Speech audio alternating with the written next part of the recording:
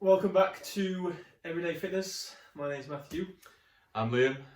Today we are going to go through weight loss / fat loss fundamentals. So basically going to go through what we consider to be the most important things to focus on when you're trying to lose weight or lose body fat. And then through the video as well, we'll sort of try and identify the differences between weight loss and fat loss and how to target fat loss over weight loss, because quite often people get confused by the two and are quite often sold weight loss when really what they're after is fat loss.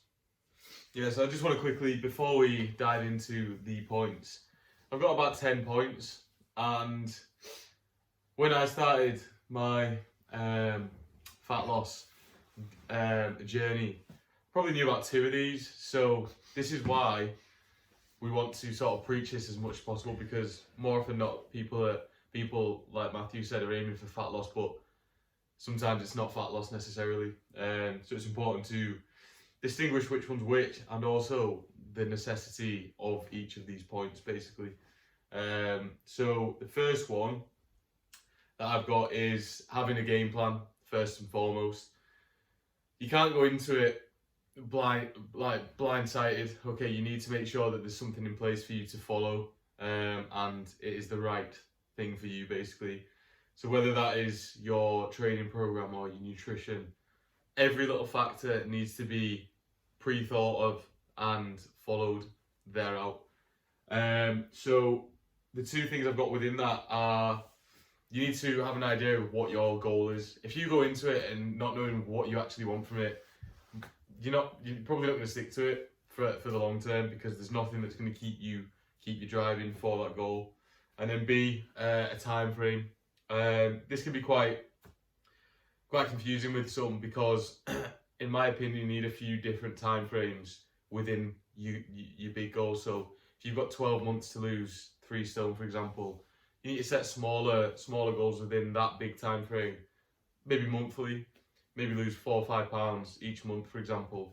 But like I said, I can't express the importance enough of having both of these 2 within the category of a game plan. Yeah. Like you just said there, the importance of having a plan is massive, and I think a lot of people underestimate it. A lot of people here have a plan, and people are like, yeah, my plan is to lose weight, so I'm going to go to the gym. Yeah. And it's just like, too basic. Just like, you need to have a set plan. The more control you have, the more likely you're going to get results. So many people just go to the gym, and it might not be no fault of their own, because they might not really know what they're doing, but so many people go to a gym, they have no plan, therefore have no control. Everything is just chaotic. When it comes to changes maybe being needed to be made, because they don't have control, they don't necessarily first and foremost know how to make those changes, and quite often when those changes are made, they don't know what sort of response they're getting from that.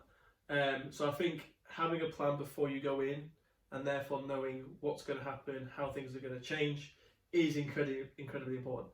And you've got to take time to set that before you go in, otherwise you will just shoot yourself in the foot. So that is incredibly important. Yeah.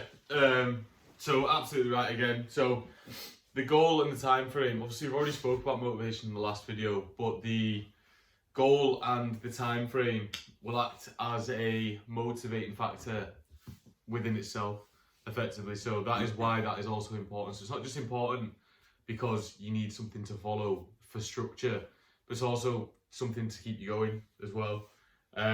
It's going to keep you on track, and week by week or month by month or every fortnight, you can take further assessment on whether you are hitting these goals and whether the time frames are accurate enough. So if you're losing or wanting to lose 5 to 6 pounds a month, and you are taking assessment each month on whether that's happening, and for 2 months you've lost 3 pounds instead, you're thinking something's not right here, so something needs to be adjusted. Whether you need to regress slightly or adjust and increase, then that's fine. But having this plan in place will effectively allow you to do this. If you go in head first not knowing what to do, and not being able to sort of take account for where you need to adjust and stuff in different places, then you're probably going to fail, to put it bluntly. But like I said, you can make adjustments and stuff necessary to your goal as well. So again, on the other side, you might be losing too much weight, and the result of that may be an increase in calories, and everybody loves an increase in calories, don't they, when aiming for fat loss. So it can be beneficial as well, but obviously not just for your goals and stuff like that, but for the long term as well. So when we go through these factors now, we can talk through obviously the most important things, but then also if we're making these adjustments, like Liam has touched on there, if we're making these adjustments, you can perhaps look at what adjustments might need to be made, right? So, should I jump to the first one? Yeah. So the first one, first and foremost, so obviously our goal is weight loss, fat loss. The most important thing, the thing that needs to be done, is you need to be in a calorie deficit. So just to make sure everyone's on the same page, calorie deficit is basically taking in less calories than you're burning, okay? If you're not in a calorie deficit, you will not lose weight. If your weight is holding for weeks, then that's what's known as being at calorie maintenance. If your weight is increasing, then that's what's known as being in the calorie surplus. So we need to be in a calorie deficit so our weight is dropping.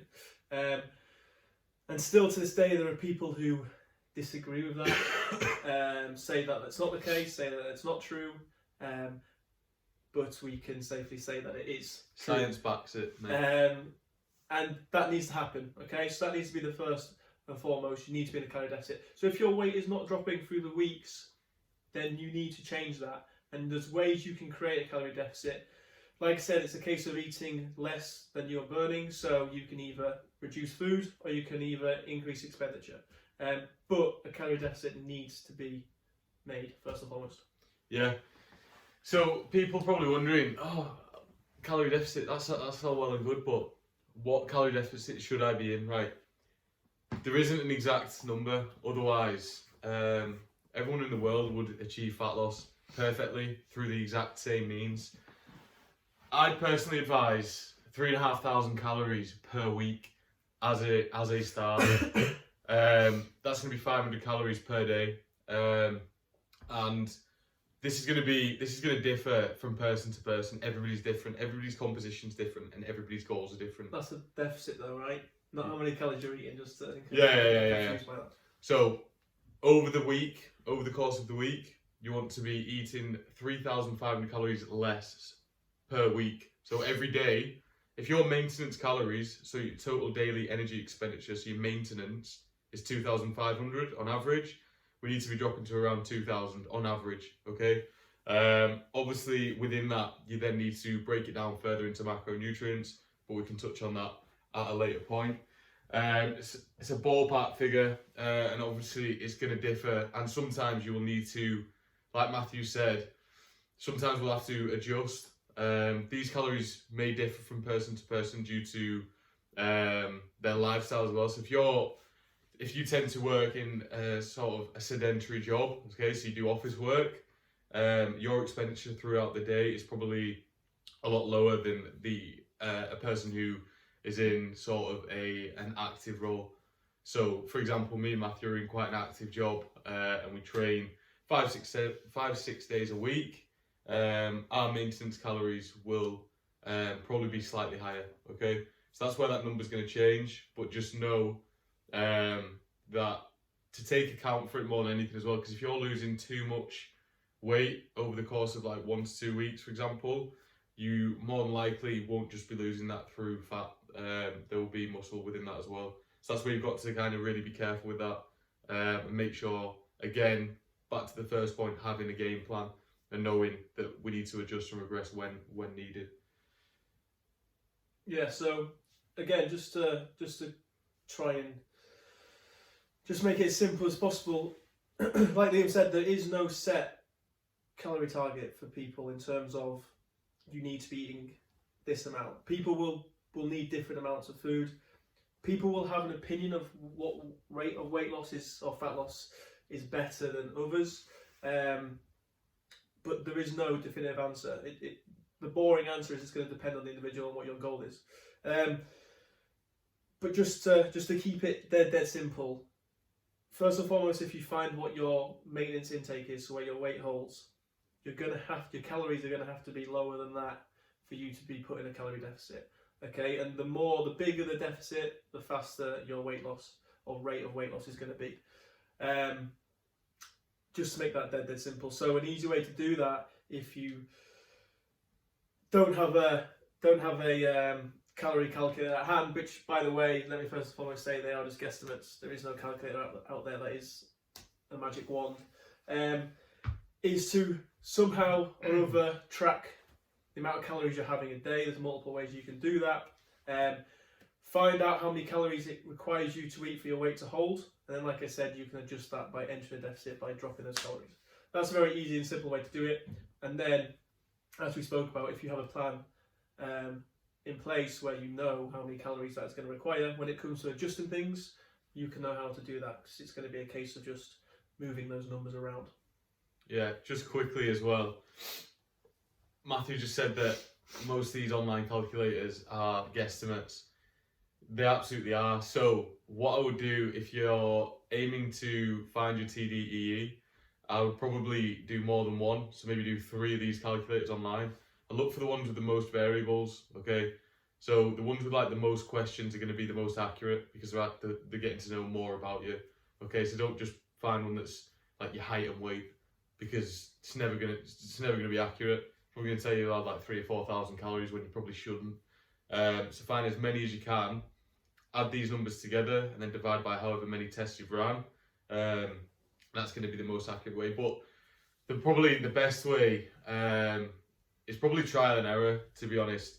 So it might tell you that your TDE is 2,400, and you might drop your calories to put yourself into a deficit to 2,000. Okay, so being a 400 calorie deficit, and you might find that your rate of weight loss is far higher than it should be, or far lower than it should be, and you will then, again, as I said before, have to make adjustments and maybe regress somewhat as well. But again, I'd give it probably a good few weeks just to see what your weight is doing, and notice like the fluctuations, see if there's any anomalies within it, and then go from there. Anything else on that one? I don't think so. So next is, we've got protein intake, and protein intake is really quite important for fat loss. Most people, when it comes to it, assume that protein, it's quite a naive opinion that people have, that protein is purely for muscle gain, and that is absolutely not true, unfortunately, anyway, because if it was, the whole 2 years that I've been dieting and in a deficit, I'd have saved a lot of money on chicken and whatnot. So that's not the case. What have you got to say first? Yeah, so I mean, I think protein intake is, so again, depending on what your goal is, right? A lot of people want fat loss, a lot of people want weight loss. The difference between those two things is fat loss is the loss of body fat, which means you're holding on to as much muscle mass as you can. Weight loss is losing weight, which means it can come from anywhere, including muscle mass. So protein intake is one of the biggest components to making sure you are going down the fat loss route rather than the weight loss route, because as Liam said, protein isn't just about building muscle, it's also about retaining what you have. So ensuring you're having enough protein will ensure you're going down the fat loss route. And it's where a lot of people struggle. I think it's probably one of the most common things, actually, especially from what I've seen, my experiences when people come in, is that people's protein intake is really low. Yeah, ridiculous. So that's one of the main issues. And when people are going to maybe following certain different diets, not to name any, where protein intake isn't taken into account, they're effectively losing out on something that might well be their goal, you know. So it's really important. Again, numbers wise, I would say, if anything, this is probably one of the cases where there's not an exact number, because it's going to be dependent on the person's weight, but there's more of an accurate calculation, right? Yeah. So I'd say anywhere from 0.8 to 1.2 grams per pound of your body weight is a good place to be. The leaner you get, the higher that number probably wants to be, so more towards the 1.2, in my opinion. But I would say that's one occasion where that calculation is probably going to be pretty bang on for most people, and that's what's the most recommended number. Yeah, I'd probably say that 0.8 to 1.2 is the ballpark that you want to be aiming for. Absolutely no less than 0.8. Otherwise, it's just going to be detrimental, and you'll lose your gains. But also, I want to touch on quickly the fact that, like Matthew said, when we conduct consultations with potential clients and even current clients, I know that a couple of mine struggle still with protein intake. It's kind of sort of practicing until you nail it, basically. So with your protein, most people will be sort of a bit delirious to what they should be getting in terms of protein, and a lot of people are vegetarians and vegans these days as well. However, there are ways and means of still getting your protein intake in. Obviously, when it comes to protein shakes and other supplements like that, then that's a conversation for another day, and that's more convenience based. However, through whole foods, you want to be aiming no less than 0.8 grams per pound, and I try to spread that out as much as you can throughout the day. So don't just wake up, not have a protein source, and have a small protein source for your lunch and then pack it all in at the end of the day. I wouldn't aim for that either. I try aim with your meal frequencies. I try to spread it out quite evenly, or as evenly as possible, throughout the course of the day as well. I think that's relatively important. But also within, so while we're still touching on nutrition as well, the importance of micronutrients. Yeah. So I mean, before we get into micronutrients, just the other two macronutrients, so fats and carbs. In this video, we just want to lay out the fundamentals. So we don't want to get in depth too much because, well, we don't want to make this first video too confusing either. But what I'd say is, as well, a lot of people get too strung up on things, and fats and carbs initially for a lot of people, if you're nailing your calories, you're nailing your protein, fats and carbs can be very relaxed. And sometimes it pays just to go with whatever fits your lifestyle, whatever fits your preferences of food intake in terms of how much carbs and fats you're having. Because if you're going to stick to it, then that is the main priority. So in terms of them, we're not going to get into them right now, but just know that initially it's not going to be too much of an issue for you. Micronutrients, I would just keep this dead simple in all honesty and just say that a lot of people do not get enough in. Yeah. Simply put, a lot of people's veg and fruit intake is pretty damn poor. I even know myself, when I'm going through a masticating phase, when I'm eating a lot, my micronutrient intake probably suffers. But that's probably just because I'm eating so much food that I don't want my fibre to skyrocket too much in terms of what I can handle. But just as a general rule, a lot of people's intake is pretty poor. So the best way I think to think about this is the more vitamins, the more minerals, the more veg fruit in terms of variety that you can get in, probably the better. They're going to have a whole host of benefits, health benefits, and I think simply put, if your body's in a more healthy environment, the chance of you getting better fat loss results are going to be better. Yeah, a lot of people are in this, veg is boring. It's not, because all you have to do is cook a meal that you enjoy and put veg in. It's genuinely that simple. It's mad, innit? But in all seriousness, micronutrients and the importance of them, you can kill two birds with one stone, especially whilst we're on the topic of weight loss, fat loss fundamentals, because they're really quite high volume and low calorie as well. So not only are you getting your micronutrients in and therefore your vitamins and minerals, but also you're filling yourself up. And like Matthew said, most of them are pretty high in fibre as well. So you're going to be killing two birds with one stone. I'd recommend, if you don't like a certain vegetable, then guess what? Don't eat it. Eat one that you do like, because I guarantee there is one out there that you're a fan of. So I'd do that. And with fruits and stuff, berries tend to be quite low calorie per serving. I think strawberries are about 33 calories per 100 grams. So that's ridiculously low, and they taste great as well. So do you eat a lot of strawberries? I eat a lot of strawberries. I do enjoy strawberries. That's what weight loss does. Yeah. But in all seriousness, like I said before, it's basically you're getting two benefits from just doing one simple thing. Just adding vegetables and fruit to your daily diet and your intake. It's not only going to keep you fuller, which will then have a knock-on effect of keeping you on track more. So it's going to be easier for you to adhere to your diet if you're keeping nice and full, and also importantly eating things that you actually like. So like I said before, don't eat stuff that you don't like, but remember to get your micronutrients in. I think I'm just going to just mention one thing, and again, this is completely like I don't want to go off one ear, but obviously right now there's a lot of stuff going on about vegetarian and vegan diets, and people saying that vegetarian and vegan diets are a lot healthier, which the conclusion to that is still up in the air. But one thing that you will say that the reason why a lot of people think those diets are healthier, and it's almost you can agree with this point, is because their veg intake and fruit intake is now a lot higher. Through the roof. Right? Yeah. Because obviously that's going to be a lot of their diet. And I think that's something that you can definitely take away from those diets, is that most people who aren't on the perhaps following something like that, most Gen Pop, their veg intake and fruit intake is very poor. So if you perhaps increase that, like I said, there are a lot of health benefits that come with veg and fruit. You're going to get them as well. Yeah.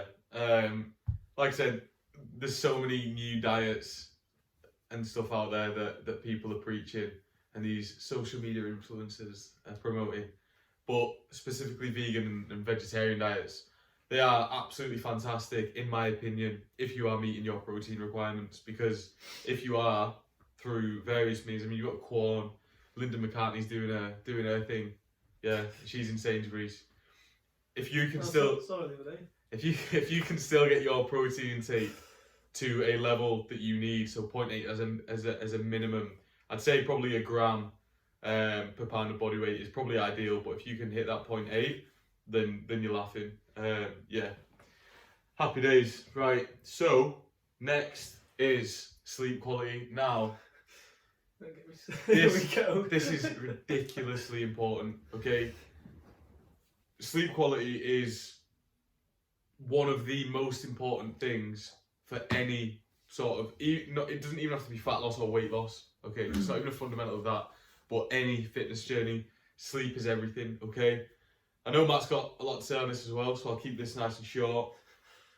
There was a study done. I've tried to look at it, I can't quite find it. However, we'll just take the principle from the study, okay? There's two groups of 30 people, and they both were conducted to achieve a weight loss goal, okay? And through that, one group, so the first group of 30 had 6 hours sleep, and the second group had 7 hours sleep, okay? So the first group, they were both on the same calories, so all variables were kept the same, other than sleep. So they were both on the same calories, they both had the same expenditure, and both had the same training program to follow for the month. One group both groups lost weight, and around the same as well, but it doesn't matter what the weight is, it's the percentage of weight through muscle and through fat. The first group, who had 6 hours sleep, lost their percentage of weight primarily through muscle, okay, so they lost a lot of muscle. And the second group had that 1 extra hour, 60 minutes extra sleep, okay, had most of their weight loss, I think it was around 84% or 86%, something ridiculously high like that, through fat loss. Okay, so it just shows the importance of sleep once more. Not only does it come into the recovery time, okay, so it's where we recover, it's where we just let our muscles rest and stuff like that. But just through that alone, it's ridiculous. But I'll let Matt touch on this because I know he's got a lot to say as well.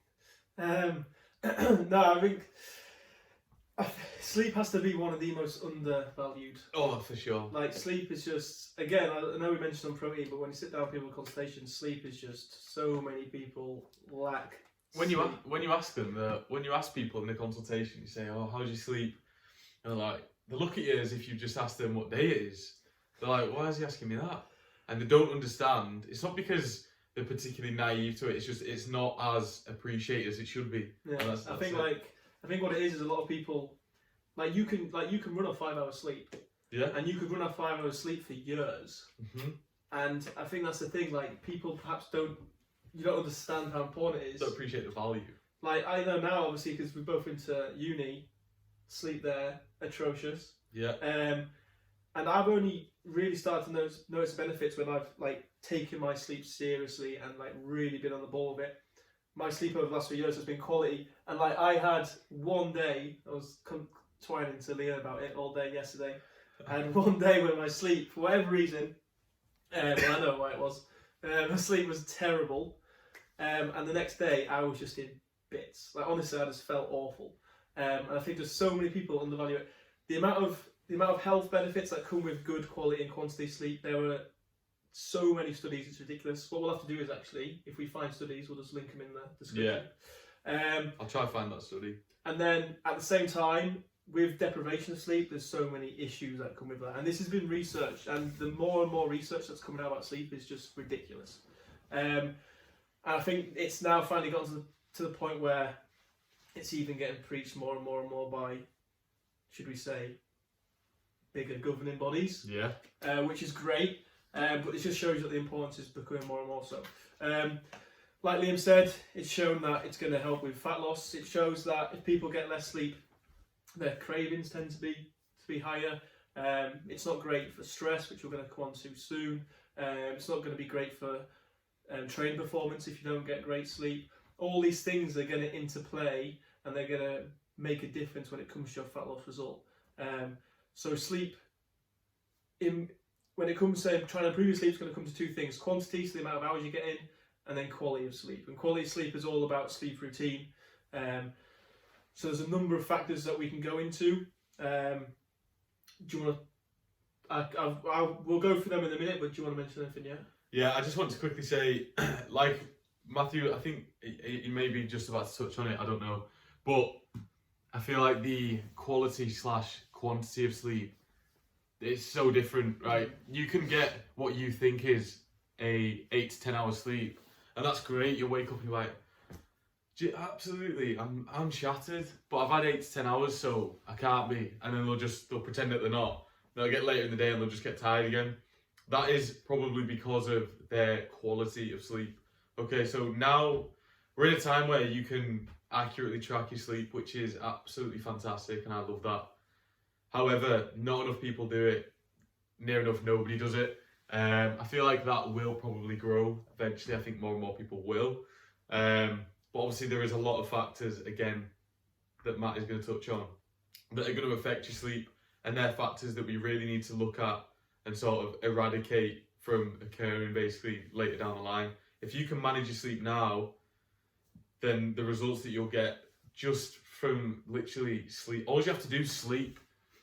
That's all you have to do and you'll get results. It's crazy. But like I said, it's just something to be aware of. And like Matthew said earlier, I can, and I know he can, we can now tell that if we've had a good sleep, that we just feel alright. But when we've had a bad sleep, you feel that the next day. Like, I know when I've had a bad sleep. I had a great sleep last night. I'm slightly ill at the moment, but I had a great sleep, and I know I did when I woke up. I know I had a good sleep. But then sometimes, like Matthew said, when you've had a bad sleep, you'll wake up and you'll be like, Christ, I'm in bits today, and it's not good.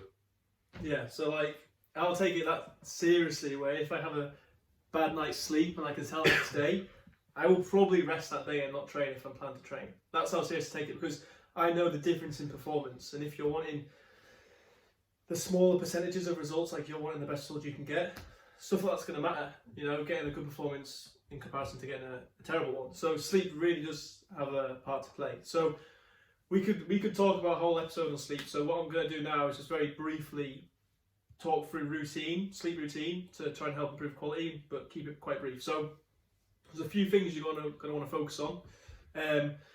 Times that you go to sleep, times that you wake up, you want to keep relatively consistent. This is all just about getting into a rhythm. Your body's got a natural rhythm, and it's just trying to keep that routine. Secondly, artificial light wants to be really low. So right now, it's early in the morning right now, so we're okay. But your artificial light wants to be dead low. So literally try and have on as minimal light as you can, maybe just a lamp or so. Try and match natural light, so as the light lowers, all the artificial light wants to drop. Thirdly, your blue light, which links into artificial light. So blue light stuff from phones, laptops, tablets, that actually interferes with melatonin, which is basically one of the key hormones with sleep. So you want to make sure that your blue light's minimal, which is then going to help improve sleep quality. You can get stuff like blue light filters for your phones, laptops to help minimize that, which I would advise doing. You can get really geeky and you can actually get blue light blocking glasses, which I have, but I try and keep that away from social media because it's not cool enough. But you can do that as well. Cool, man. They are cool. Actually, it's cool as they're good. Pretty banging these, aren't they? We look good. Prioritise your sleep. Sleep is king. And then past that, you want to make sure that you're trying to be as relaxed as possible, right? So you're basically, when you go to sleep, you're going into a very relaxed parasympathetic nervous system state. So you want to try and get into that as best you can before you go to sleep. If you go to sleep stressed, then your sleep quality is going to be damaged. So you want to try and make sure you're as relaxed as possible. You can do other little things like try sleep teas, try lavender, try whatever it might be. Meditation's great actually. Whatever it might be to try and help you get into a good state for sleep, nice, relaxed. But they're going to be the main ones. Routine, artificial light, blue light, being nice, relaxed. Yeah, I've got a couple more things that will help / reduce the sort of, well, increase the quality of your sleep rather. So first and foremost, don't drink caffeine past a certain time. Now you're probably thinking, what's that certain time, Liam? In my opinion, and this will check, I don't know if Matt's got a different opinion, I would stay clear of drinking caffeine after the latest, probably 1 or 2 o'clock in the afternoon, because if you, again, it depends what time you're aiming to get to sleep, but you want it out of your system as fast as you can, and caffeine takes hours, okay, so you don't just drink it and then half an hour later you need another one, and that's the frustration sometimes that I see with people nailing Monsters and Red Bulls and stuff. So I'd aim personally for 1 or 2 o'clock. What do you think? Yeah, probably around about there. I think different people will react differently to caffeine. So some people will be a little Depends bit on more your tolerance. Yeah, some people will be a little more resistant to it, but at the same time, people are often resistant to it just because they absolutely hammer it. Yeah. So you're not really getting away from it there. So I would say similar. I would say no later than 3 latest sort of thing. Basically, if you know, say for example, if I was to have it, because I hardly ever drink it, I just don't feel like I need it. If I was to have one, I would stay wired for a long time, and that would impact my quality of sleep if I left it late enough. So yeah. So yeah, the only, for context as well, by the way, it's 10:30, so it's not later than it looks dark. So it's 10:30, I promise. In the morning, that is, yeah. Christ. Also, something that I've used quite a bit in the past anyway, when my stress levels tended to be quite high, so this is when I was on relatively low calories, which some of you might be eventually or down the line will be, is listening to music late at night. So what I tended to do to help me sleep was just put it on my TV on YouTube or a playlist on Spotify or something. It'd be the sound of waves. I know that sounds incredibly stupid, and you're like, Liam, why listen to the waves? However, it's almost as relaxing as meditation and stuff like that. I find anyway. So maybe give it a go, or you might just be laughing at me instead. But for me, it helped a lot. I always needed to be doing something or doing something just before I went to bed. I could never just sit and relax. Now I know that was the absolute wrong thing to do. But that helped me at that time get to sleep and aid me that much more. Any more on that? That's quite a big topic. Again, later down the line, we'll do future videos that sort of delve into the importance of sleep somewhat more. That again we're just touching on how it's a fundamental of weight loss and fat loss. There is more that you can dive into that. So next, we've got stress management. Okay, now that kind of ties in for me with sleep quality, because the biggest, well, not the biggest, but one of the biggest stress factors is because of basically crap sleep. If you've not had a good sleep and consistently not getting a good sleep because you're not tracking it, or you don't think it's important enough, or you're just generally quite naive to it and don't think that it's actually important as it is, the more likely your general stress levels will be increased. You might not feel stressed within yourself. You might not be like, oh, I'm really stressed today. You might just like, your training might suffer, for example, or like Matt said, cravings might go through the roof as well, because this is all affected by that. So you want to try decrease these stress levels as much as possible, and the first thing for me is seeing what's happening with your sleep. Sleep's an important one. If you've mastered that, all good. The next one I'd probably go for is looking at your caloric intake. Okay, so if your calories are relatively low, more often than not, you'll tend to feel slightly stressed or more stressed than an average person who's on maintenance, for example, or maybe even in a surplus. However, it does affect both sort of respective sort of parties, and you need to be careful that you're not reducing your calories too much, so your stress going up as well. You need to try combat it as much as possible, so they're in like a good balance with each other. Would you agree with that? Yeah, I mean, so stress is a difficult one because, like, you've kind of got two camps, I think, at the minute. As stress, you've got people who like sort of don't really put a lot of emphasis on it. Then you've got people who will say stress is the reason you're not losing weight, which I think is an exaggeration. So stress can have an impact on your goal, right? But I don't know if you agree with me on this, but I think that's probably more down the line of because stress will have impacts on other factors.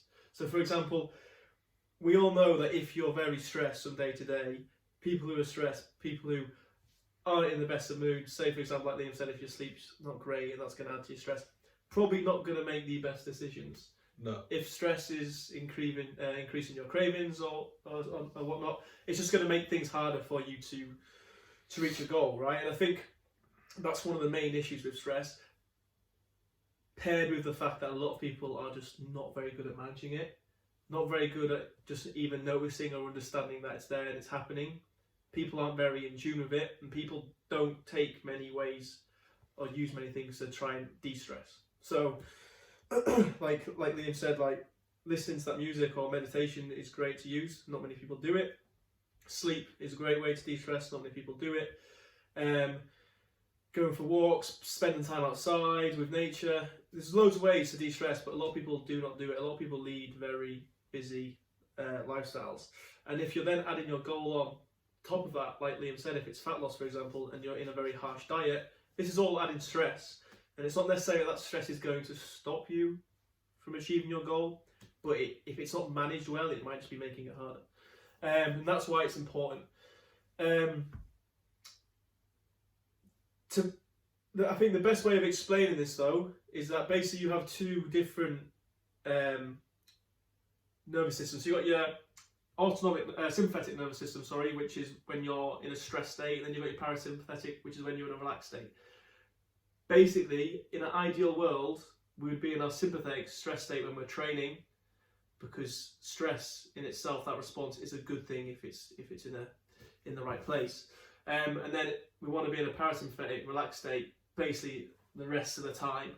If that was the way it was, that would be ideal, but that's not going to be the way it is because of the real world. But we want life. Yeah, but we want to basically try our best to be in the parasympathetic and relaxed state as often and as much as we can. Yeah. Yeah, you're right. With stress as well, Matthew mentioned that there's like sort of two ends of the spectrum. Not putting enough emphasis on it. But what I want to touch on is the people that almost blame stress for a lot of their downfall. Stress plays a part, right? But there is no way that I will believe somebody's not making progress due to stress by itself anyway. Obviously, stress can have other factors led into it.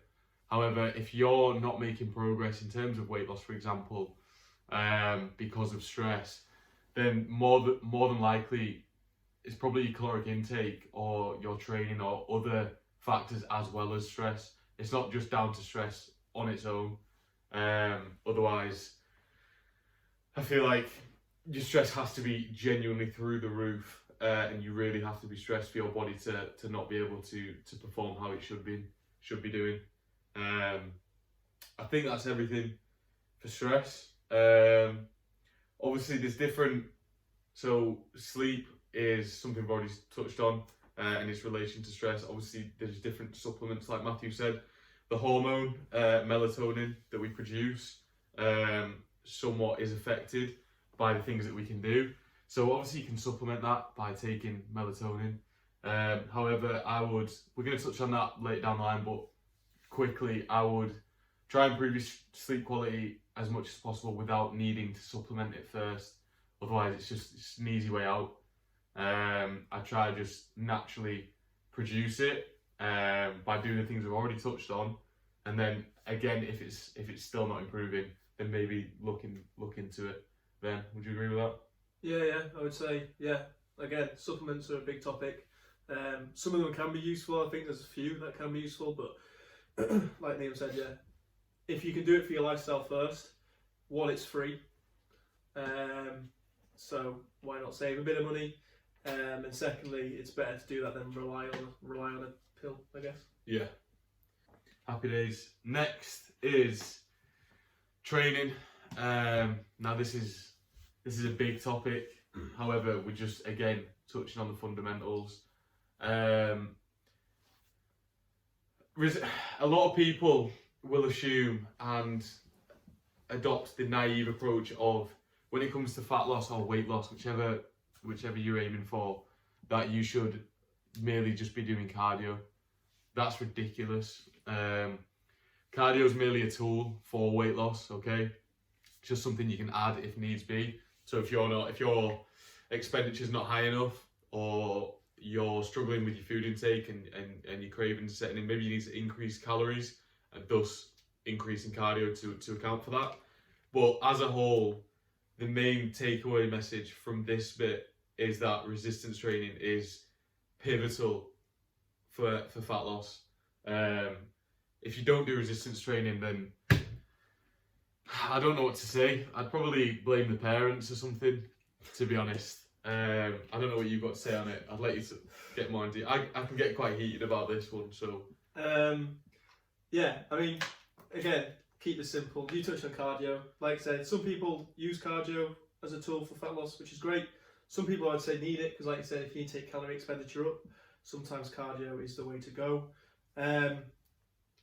Resistance training, though, as I mentioned before, the difference between fat loss and weight loss, I'm not going to go for it again, but protein intake is one of the main ways to make sure you're keeping hold of muscle mass, retaining muscle mass. Resistance training is the other part to that.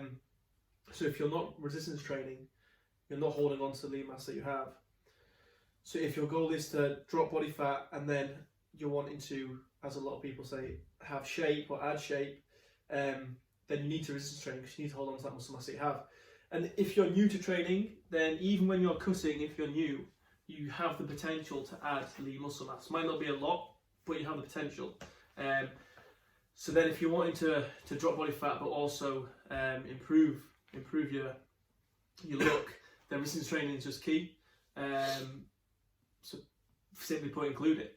I think a lot of the reason why people don't do it is because they don't know what they're doing, right? Yeah. Which again is fine because it's a completely new skill. It's a skill again, and a lot of people don't know what they're doing. When I started training, my resistance training was absolutely diabolical. And as was mine, for the record. I don't mind saying that. It was awful. So I think a lot of the issues that people just don't know what they're doing and therefore find it a little bit uncomfortable, so therefore say that they don't like it. But it's not really that they don't like it, it's just that they don't know what they're doing. So I think if you actually go out, seek help, do a bit of research, whatever it might be, and you find out what you're doing and then you implement it, then great. But I think, just simply put, if your goal is fat loss, include resistance training. Yeah, that's kind of it. But like you said as well, if you're relatively new to training, there is like a minute percentage of people who will be able to, depending on factors of like your training age and stuff like that, and where you're at in your journey, you'll be able to actually add a little bit of muscle whilst cutting fat as well through body recomposition. I mean, we're not going to touch on that now, but it can be possible. So that is just another benefit of that as well. But the key message is do resistance training, and if you struggle with sort of if you tend to be intimidated by stepping into the free weights area or going towards the resistance machines because you don't really know what you're doing, that is perfectly normal. What I'd probably do is just whatever gym you're at, or through whatever means you can, just try and learn as much as you can. So like Matthew said, both of our training when we started was probably, in fact, it was diabolical. I actually remember doing bicep curls and they were horrific, but I thought it's what I needed to do. But again, learning more and more each day and just growing, you will find out the importance of that. And we're telling you now, the resistance training is important and needed for fat loss. Okay, right. Next up, we've got consistency and sustainability. Now we're going to talk about this in our next video specifically. So this is literally a little snippet. Okay, it's just important because if you're not consistent, then you're not going to succeed. So it might be good for a week, and you might be on your diet, but then obviously the last couple of weeks we've been in a festive period, and it's quite difficult for people to stick to and adhere to their diets or their training programs. However, in any normal given day, so now that we're in January, a lot more people are going to be more inclined to try and reach their fitness goal as quick as possible. Now, quick is not always better. You need to be planning every little aspect of your fitness goal and nailing it down to a T. So consistent sustainability for me come into that. Sticking with the plan that you've got down, believing in it, and it being manageable whilst you're in it as well. It shouldn't be a level of difficulty where you can't stick to it effectively. Yeah, just to quickly add on that, as Liam said, consistency. If you're not consistent with something, it's just not going to work. Simply put, like Liam said, we're going to do a video on this, so we'll expand on that. Sustainability, just to quickly talk on this. Again, not to name any diets, but a lot of diets aren't keto. Some people can sustain on it. a lot of diets aren't sustainable, right? So, and if it's not sustainable, if you can't keep doing it for the long term, then the results that you do get from them, whatever results they are, you're probably not going to be able to keep hold of, right? And if you just want quick results, fast results, then we don't really promote that. So do what you want, but understand that that's probably not going to last, or it won't last. But if you want results that are going to last, it needs to be sustainable. Which again, we'll tell you how to go about that in the next video. Yeah. So the last kind of point that we need to touch on is, what do you do once you've reached this goal? Right. Okay. So what's the next step? So it falls under the bracket of transitioning out from weight loss / fat loss, maybe into maintenance. It's what I wouldn't advise personally jumping from a weight loss program / diet / that whole goal that you've had going straight into a surplus. Okay, so into a muscle gaining phase, because you need to allow your body to sort of just get back to where it was at effectively. I think there's two sides to it as well. Obviously, you've got what do you jump into next then, and it needs to be still a correct plan for yourself so you don't put this weight back on. I think there's two sort of sides of it, and the most people putting weight back on is if your diet. So the last couple of tips that we just talked about, sustainability. If it's not that sustainable and it's quick fat loss that you're aiming for, then again, like Matthew said, we don't really promote all that, but what you're going to have is an increased chance of putting all that weight back on. So most people who do these quick diets, so the military diet is one that comes into my head straight away, where people say that they can lose 8 to 10 pounds in 3 days. That's great, right, for that person. However, in the next 3 days after that, you're just going to put it all straight back on, more often than not. So the key to it is, again, the sustainability factor, but what do you do next? What would you say? What does the military diet consist of? So the military diet is, I think it's around 800 calories a day.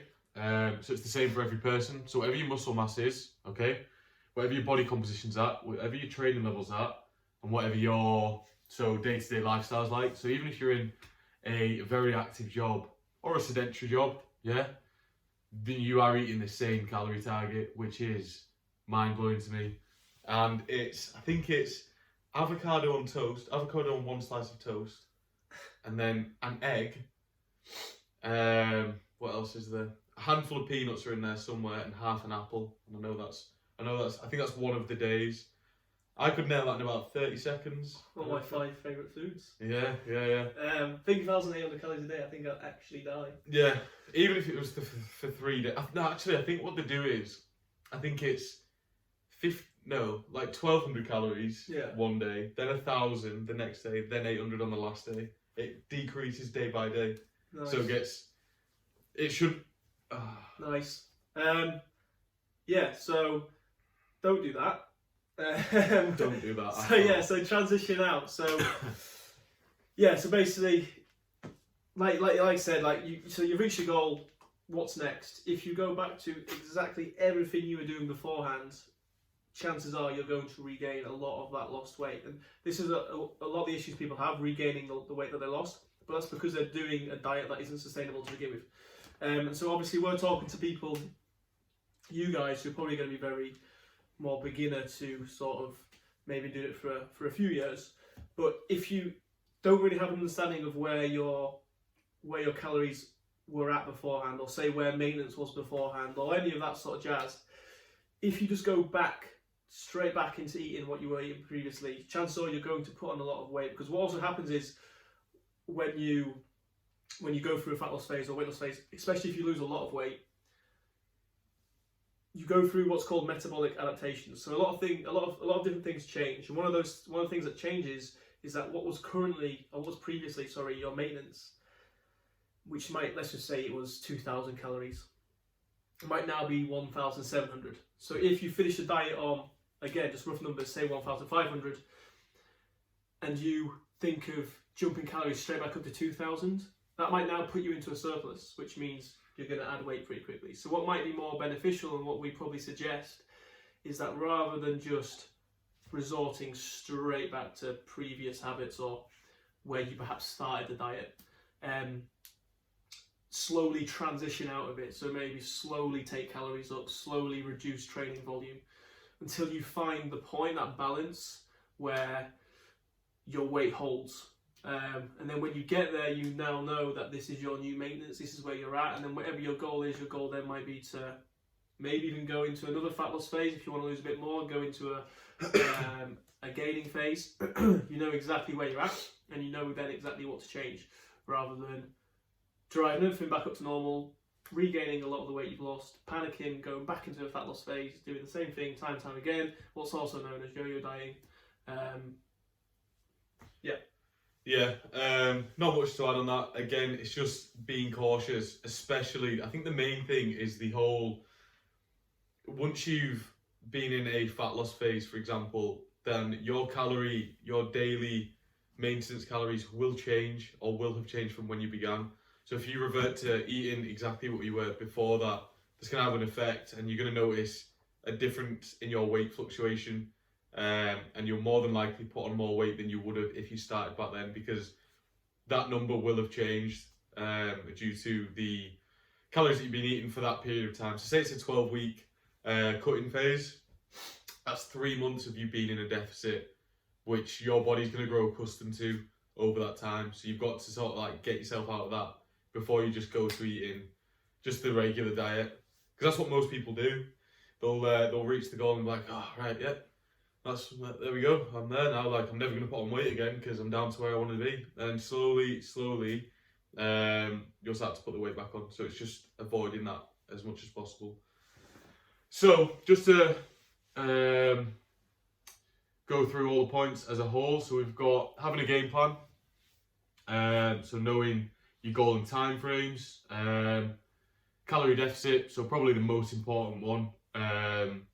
That's where you're gonna see results if you're in the correct sort of deficit. Obviously that is accustomed to yourself, given obviously lifestyle factors and stuff like that. Protein intake again, and macronutrients, and then within that micronutrients as well. Eat your veggies, mate. Eat your veggies. Sleep as well. Like I said, we'll try link a couple of studies in the description. I'll try find that study. What? I'll actually just remember something.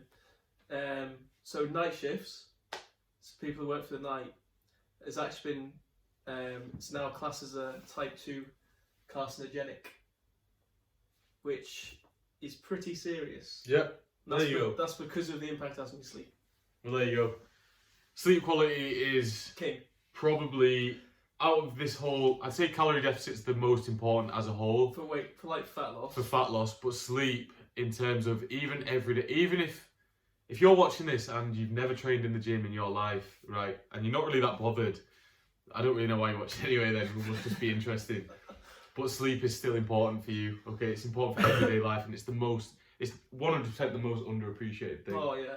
By far. Just for health, I think, like, sleep. So when you've watched this, go to sleep. Just take a nap, okay? Just sleep. Stress management, again, and that can be affected, like we said before, from sleep. Water intake. Just drink. Yeah. Just drink water. And don't drink Pepsi Max and come back and say, oh, I drank 3 litres of carbonated water, because I'm not having it. Alright. Training, okay, so resistance training in particular, needed for fat loss. Consistency and sustainability, obviously we're going to touch on that later down the line, and transitioning out, okay? Have you got anything else to say? No. No? Right, I hope you enjoyed that. This has been Everyday Fitness. Have a good day.